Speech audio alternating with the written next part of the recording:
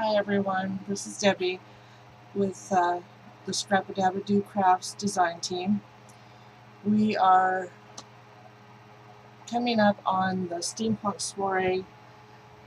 I believe it's July 31st to August 3rd. Those of us that are not attending the soiree, we're going to have a stay and play with Scrap-A-Dab-A-Doo. And for my project, I decided to go from a trash to treasure. So if you took 6 soap boxes, just a regular soap box, and I cut off the tops and the bottom flaps and then flattened them, just like you would a TP Mini, but instead I used soap boxes. I also used some 6x6 graphic 45 Steampunk spells papers and some of my 12x12 Steampunk spells. And what I came up with is this little mini here. It's tiny, it's compact, it will fit in a purse easily. It is a whopping, let's see, 4.5 by 4.25 inch, and the spine is 1 7/8. What I did here was I used my on the edge die of the gears, Tim Holtz gears on the edge, and I covered my spine, chipboard spine, and then I ran it through on each end to cut out the design I wanted. This is the apothecary jars, I believe. Yes. It is this die right here. And I used this bottle. I ran it through and cut it out with chipboard, and then I covered it with my metal tape and ran it through an embossing folder to give it the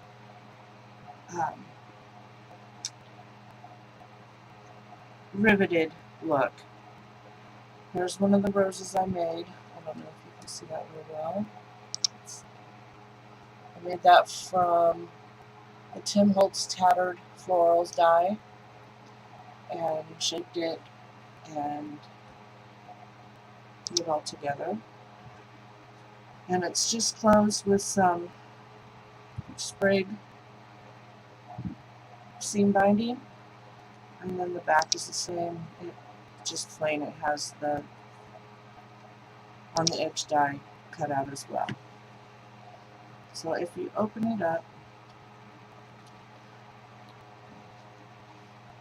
I used, oops, let's see. There we go. This is from the 12x12 paper. I only had a little bit left, and it was just enough to cover the front and back inside covers. This page is made from my lever box, my soap box. And I left the opening on the left and right so that I attached it with a hidden hinge binding, and you can look for Kathy Orta's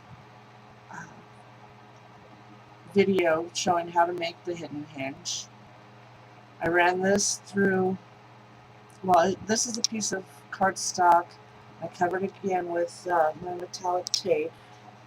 I will show it to you, but I don't know where it went. Things walk off around here. Covered the cardstock with the tape, ran it through my riveted embossing folder, and then I cut it to the measurements I needed, which I'm not sure if all soap boxes are the same measurement, but mine measure 3 5/8 by 3 7/8. That's the measurements for my pages. I covered each box front and back with the 6x6 paper pad, and then I made a card for each one, just a little tag, and I used my rear memory keeper's punch board to notch the edges just so it would give it a cute little tab edge, just a little something different. I don't have a lot of edge or punches for the edge, but that worked for me. And then this is just a cutout from one of the 12x12 papers, and I use that as a little tag to go in there. Here is, let's see, let me zoom out just a little bit. Okay, these are the next two pages, and this is from the 10 Holtz Gears die, and I just adhered it at the in the gusset here to hold my tags for each page, just like so, and they'll just slide in. And this one, same thing. I used a 6x6 paper to cover, and then on the 12x12 sheet I had cut these out and just glued them along the edges, and along the bottom there and an edge there, to act as just a little holder for my tags, just to give it a little something different. I don't know if it's different, but it works for me. This page, same thing. There's a little element here, and this is just a 1.5 inch strip of my 12x12 paper, and I squirted it every 1/4 inch and accordion folded it just like you would make a rosette flower, but instead of making the full flower, I just did it for the corner, and I glued it onto a piece of cardstock. I don't know if you can see that or not. Just a piece of black cardstock, and I cut it with some decorative edge scissors. I glued it in the corner just so that I can use it as a pocket, and then I just put a little decorative element that I cut out of the paper on there. This is a fold out, and I used the cutouts from the 12x12, and that determined the size of my fold out here, and it measures, this side measures 2.5 by 3, but that's each section for the long section. It will open up this way. And these are just from the cutouts, and then it will open down this way, and then the center will open and open. I just thought it was neat with all the little elements that this was the spell book. And I can't tie a ribbon. I can tie a bow, but if it's upside down like this for me, it's so much easier, because then I can get my bow to lay correctly. I don't know why. It just works out better. And I just run the ribbon behind it and around. And of course it's not going to do it right now. Okay, we'll leave it. This page, I used one of the stamp cutouts that didn't have any other cuts into it, and I just glued it along the bottom. And again, some more little tags from the paper pad. And this is also from the 12x12 cut apart page. Again, another pocket with the gears where I covered the foil tape and measured it out and made it into the pocket. And this color, it's, as you can see, it's not all silver. I put some, what's this, Inca Gold metallic rub on it, and this is copper, I believe.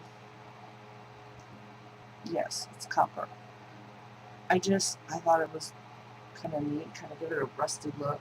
I like it.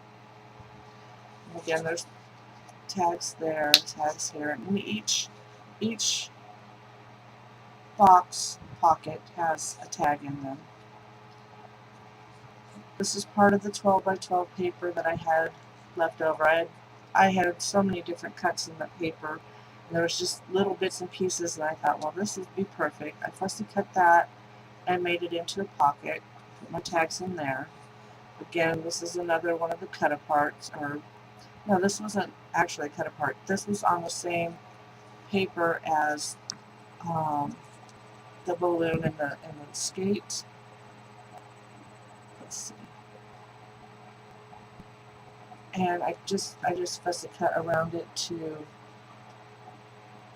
make it into a tag or just a decorative element, and I backed it with some cardstock and then glued across the bottom here to make it into a tag holder. And then on the back I had just a small piece of this left, and I love the corset and balloons. I don't know if you can see that real well. There we go. And I just made it into a pocket to hold another one of the cutouts. And here's a little bat that I cut out of the decorative page, 12 by 12 page. And then the back cover is the same as the inside, as the front. And like I said, each one has a tag that goes in.